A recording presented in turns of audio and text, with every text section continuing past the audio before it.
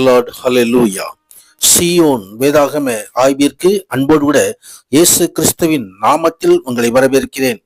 இந்த தினத்திலும் அப்போஸ்தலரான பரிசுத்த பவுல் கலாத்தியருக்கு எழுதின நிருபத்திலிருந்து நாம் இந்த வசனங்களை தியானிக்கப் போகிறோம். கலாத்தியர் முழுவதுமாய் 6 அதிகாரங்களில் உள்ள வசனங்களையும் தியானிக்க சர்வ வல்லமையுள்ள தேவன் தாமே நமக்கு கிருபை பாராட்டுவாராக. இங்கே கலாத்திய நாட்டில் உள்ள சபைகளுக்கு இங்கே அப்போஸ்தலர் எழுதும்போது சுவிசேஷத்தை குறிப்பிட்டு எழுதுகிறார். கள்ள போதகர்கள் கலாத்தியரிடம் வந்து அவர்கள் பவுலின் போதகத்தை புறக்கணித்து விட்டு வேறொரு சுவிசேஷத்தை ஏற்றுக்கொள்ளும்படி தூண்டினார்கள். இரட்சிப்படைய கிறிஸ்துவை விசுவாசிப்பது மாத்திரமல்ல, விருத்தசேதனம் பண்ணிக்கொள்ளுதல், நியாயப்பிரமாணத்தை கை கொள்ளுதல், யூதரின் பரிசுத்த நாட்களை ஆசரித்தல் போன்ற யூதர்கள் மார்க்க விசுவாசத்தோடு இணைந்து நடக்க வேண்டும் என்று அவர்கள் போதித்துக் கொண்டிருந்தார்கள். வேத புத்தகம் கிறிஸ்துவின் சுவிசேஷம் என்ற ஒரே சுவிசேஷம்தான் உண்டு என்பதை திட்டமாக கூறுகிறதை நாம் பார்க்கிறோம்.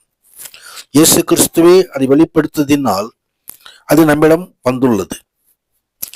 மனுஷனிடமிருந்தோ சபைகளிலிருந்தோ பாரம்பரியங்களிலிருந்தோ தோன்றிய போதகங்களோ உபதேசங்களோ கருத்துக்களோ தேவனுடைய வார்த்தையில் வெளிப்படுத்தப்படாமலோ உபயோகப்படுத்தாமலோ இருந்தால் அவை கிறிஸ்துவின் சுவிசேஷத்தில் சேர்க்கப்பட மாட்டாது. கிறிஸ்துவானவர் போதித்த போதனைகள், அவருடைய வசனங்கள், அதைத்தான் முக்கியத்துவப்படுத்தி அதைத்தான் நாம் பின்பற்ற வேண்டும் என்பதை அப்போஸ்தலர் இங்கே தெளிவுபடுத்துகிறார். நான் ஒரு மனுஷன் மூலமாய் பெற்றதும் அல்ல, ஒரு மனுஷன் மூலமாய் கற்றதும் அல்ல, இயேசு கிறிஸ்துவே எனக்கு அதை வெளிப்படுத்தினார் என்று அங்கே அப்போஸ்தலர் சொல்லுகிறதை குறித்து நாம் பார்க்கிறோம்.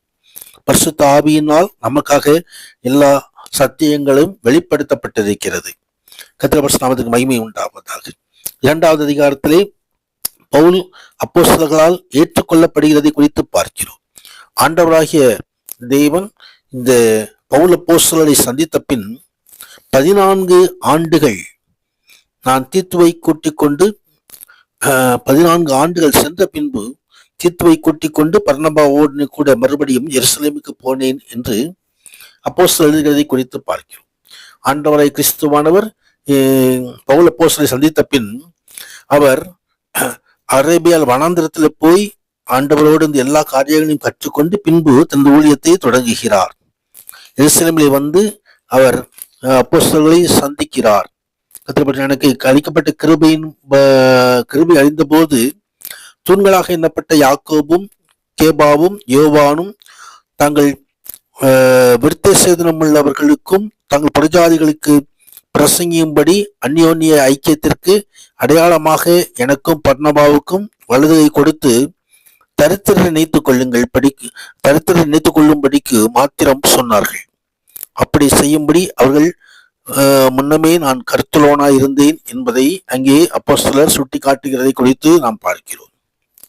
தொடர்ந்து கிறிஸ்துவுடனே கூட சிலுவையில் அறையப்பட்டேன், ஆயினும் பிழைத்திருக்கிறேன், இனி நான் அல்ல, கிறிஸ்துவே எனக்குள் பிழைத்திருக்கிறார். நான் இப்பொழுது மாம்சத்தில் பிழைத்திருக்கிறதோ என்னில் அன்பு கூர்ந்து எனக்காக தம்மை தாமே ஒப்பு கொடுத்த தேவனுடைய குமாரனை பற்றும் விசுவாசத்தினாலே பிடித்திருக்கிறேன் என்பதை அங்கே அப்போஸ்தலர் தெளிவுபடுத்துகிறதை குறித்து பார்க்கிறோம். பேதுரு மற்ற அப்போஸ்தலர்களும் விருத்தசேதனம் பண்ண வேண்டும் என்று யூதருக்கு சாதகமாக மாய்மாலம் பண்ணின பொழுது பவுல் அப்போஸ்தலர் எதிர்த்து இந்த காரியங்களை சொல்லுகிறதை குறித்தும் நாம் இந்த அதிகாரத்திலே பார்க்கிறோம்.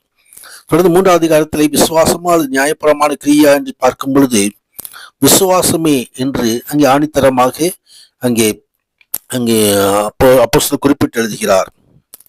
உங்களுக்கு ஆவியை அளித்து உங்களுக்குள்ளே அற்புதங்களை நடப்பிக்கிறவர் அது நியாயப்பிரமாணத்தின் கிரியைகளினாலேயோ விசுவாசத்தின் கேள்விகளினாலேயோ இதனாலேயே செய்கிறார் என்று சொல்லி அங்கே அப்போஸ்தலர் தெளிவுபடுத்துகிறார். ஆபிரகாமுடைய ஆசீர்வாதம் கிறிஸ்து இயேசுவினால் பிரஜாதிகளுக்கு கடந்து வரும்படியாக ஆவி குறித்து சொல்லப்பட்ட வாக்குத்தத்தங்கள் எல்லாம் விசுவாசத்தினாலே வருகிறது. ஆபிரகாம் தேவனுடைய விசுவாசத்தில் நீதியாக எண்ணப்பட்டது. கர்த்தருடைய நாமத்துக்கு மகிமை உண்டாவதாக. எனவே விசுவாசத்தினாலே நீதிமான்களாக்கப்படுவதற்கு நியாயப்பிரமாணம் நம்ம கிறிஸ்து இடத்தில் வழிநடத்துகிற உபாத்தியாயிருக்கிறது என்பதை அங்கே அப்போஸ்தலர் தெளிவுபடுத்துகிறதை குறித்து பார்க்கிறோம். தொடர்ந்து 4வது அதிகாரத்திலே கலாத்தியருக்கு மேலுள்ள பவுலுடைய கரிசனையை நாம் பார்க்க முடியும். கர்த்தருடைய பிரசன்னத்துக்கு மகிமை உண்டாவதாக. நீங்கள் புத்திரராய் இருக்கிறபடியினால் அப்பா பிதாவே என்று கூப்பிடத்தக்க தேவனுடைய குமாரனுடைய ஆவியை உங்கள் இடங்களிலே அனுப்பினார் என்று அங்கே ஆவியானவரை குறித்து சொல்லுகிற காரியத்தை குறித்தும் பார்க்கிறோம்.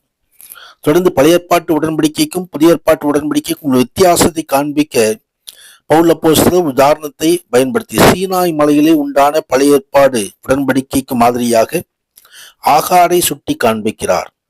அவருடைய பிள்ளைகள் இந்த உடன்படிக்கைக்கு கீழாக உள்ளார்கள். அவர்கள் மாம்சத்தின்படி பிறந்தவர்கள். அதாவது அவர்களுக்கு பரிசுத்த ஆவியான கிடையாது. ஆபிரகாமின் மனைவி சாராள் புதிய ஏற்பாட்டு உடன்படிக்கைக்கு மாதிரியாக காண்பிக்கப்படுகிறாள். அவருடைய பிள்ளைகள் கிறிஸ்துவை விசுவாசிக்கிறார்கள், ஆவியுடையவர்களாக இருக்கிறார்கள் என்பதை இந்த அதிகாரம் தெரிவிக்கிறது. 5வது அதிகாரத்திலே கிறிஸ்துவில் உண்டான ஒரு விடுதலை குறித்து ஆவியானவர் அங்கே ஆவியானுடைய ஒத்தாசையோடு பவுல் அப்போஸ்தலர் தெளிவுபடுத்துகிறதை குறித்து பார்க்கிறோம். நீங்கள் சுயாதீனத்திற்கு அழைக்கப்பட்டீர்கள். உங்கள் சுயாதீனத்தை நீங்கள் மாம்சத்திற்கு ஏதுவாக அனுசரியாமல் அன்பினாலே ஒருவருக்கொருவர் ஊழியம் செய்யுங்கள் என்று அன்பை குறித்து அவர் அங்கே தெளிவுகிறார். அதே நேரத்திலே ஆவிக்கேற்ற வாழ்க்கை குறித்தும் அங்கே அப்போஸ்தலர் தெளிவுபடுத்துகிறார். ஆவியினால் நடத்தப்படுவீர்களானால் நீங்கள் நியாயப்பிரமாணத்திற்கு கீழ்ப்பட்டவர்கள் அல்ல. மாம்சத்தின் கிரியைகள் வெளியரங்கமாகின்றன என்று சொல்லி மாம்சத்தின் கிரியைகளை குறித்தும் ஆவியின் கனிகளை குறித்தும் அங்கே அப்போஸ்தலர் தெளிவுபடுத்துகிறதை குறித்து பார்க்கிறோம். ஆவியின் வரத்தை ஆவியின் கனிகளை நாம் நாட வேண்டும் என்பதை அங்கு அப்போஸ்தலர் தெளிவுபடுத்துகிறார். 6வது அதிகாரத்திலே எல்லோருக்கும் நன்மை செய்ய வேண்டும் என்று கற்றுத்தருகிறதை குறித்து பார்க்கிறோம். நன்மை செய்கிறதிலே சோர்ந்து போகாமல் இருங்கள். நாம் தளர்ந்து போகாதிருந்தால் ஏற்ற காலத்திலே அறுப்போம் என்று ஒரு அறுவடை குறித்து அங்கே தெளிவுபடுத்தி இந்த வசனங்களை தியானித்து சர்வ தேவன் நமக்கு கிருபை பாராட்டுவாராக. மகிமையின் கர்த்தர் நம்மோடு